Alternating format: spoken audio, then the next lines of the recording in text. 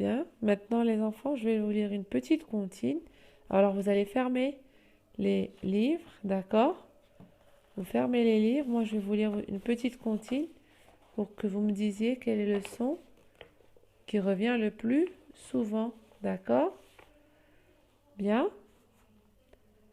Alors, dans la cour de récré, qu'as-tu gagné?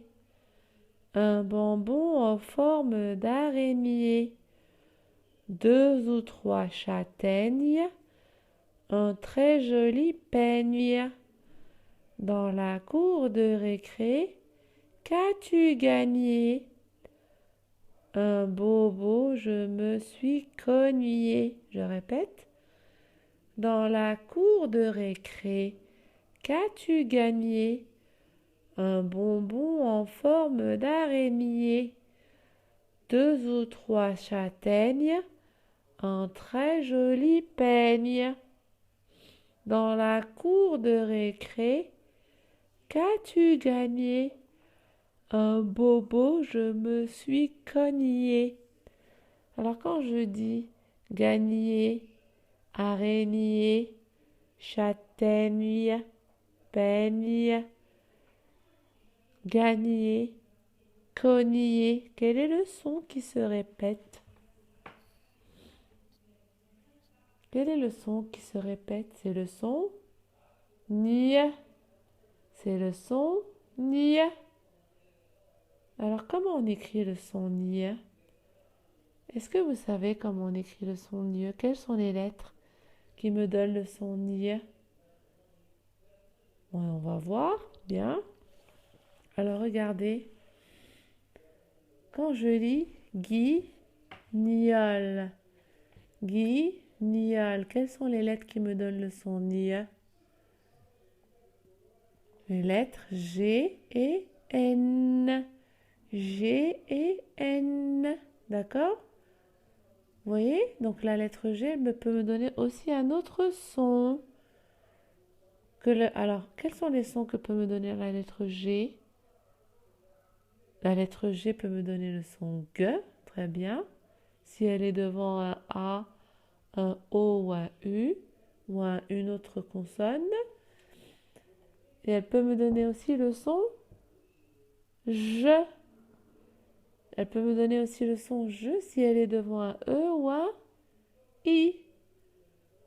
D'accord? Mais si elle est devant la lettre N, elle me donne le son ni, comme dans guignol. Guignol, vous avez vu ici? Pour dire Guy, j'écris G-U-I. Pour lire Guy, j'écris G-U-I. D'accord? Alors Guy, miol. Le son nie, on l'écrit avec les lettres G et N. Bien. Alors, je lis le titre. C'est guignol. C'est guignol. Vous savez ce que c'est le guignol? Guignol, c'est la petite marionnette qui est là. D'accord? Un guignol, c'est une marionnette qui en général fait rire. D'accord? Donc, c'est guignol. C'est guignol. Très bien. Alors, je lis le texte. Zoé, Max et Jules regardent le spectacle de Guignol. Vous avez vu le voleur? Demande Guignol en agitant son bâton. Oui, répondent les enfants, il est passé par là. J'y vais. Guignol, hurlent Max et Jules, reviens vite. Guignol arrive et se renseigne. Par où est-il parti, le voleur? Demande-t-il en tournant la tête dans tous les sens. Il est là, s'écrient les enfants en faisant des signes. Guignol assomme. Ça veut dire quoi, assomme? Ça veut dire qu'il lui donne un coup sur la tête et le voleur tombe.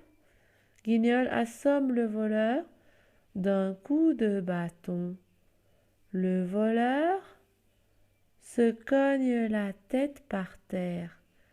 Guignol a gagné et tout le monde applaudit. Voyez? Donc, je relis le texte. Le titre aussi, c'est Guignol. D'accord? Zoé, Max et Jules regardent le spectacle de Guignol.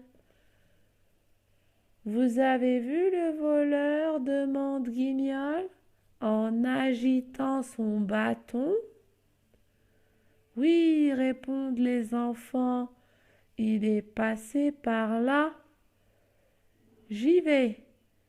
Guignol, hurlent Max et Jules, reviens vite. Guignol arrive et se renseigne. Par où est-il parti le voleur? Par où est parti le voleur, pardon? Demande-t-il en tournant la tête dans tous les sens. Il est là, s'écrient les enfants en faisant des signes. Guignol assomme le voleur d'un coup de bâton. Le voleur se cogne la tête par terre. Guignol a gagné et tout le monde l'applaudit. Donc vous voyez, alors regardez, combien il y a de lignes dans ce texte? Est-ce que vous pouvez me dire combien il y a de lignes dans le texte? Bien, on va les compter. Il y en a 1, 2, 3, 4, 5, 6, 7, 8, 9, 10, 11, 12. Très bien. Il y en a 12. Il y a 12 lignes. D'accord. Mais regardez, si on voit des tirets dans un texte, qu'est-ce que ça veut dire? Ça veut dire que les personnages parlent. Que les personnages parlent. Alors, ou que c'est un dialogue. Ou c'est un dialogue. D'accord? Donc, c'est un dialogue entre qui et qui dans cette histoire? C'est un dialogue entre qui et qui?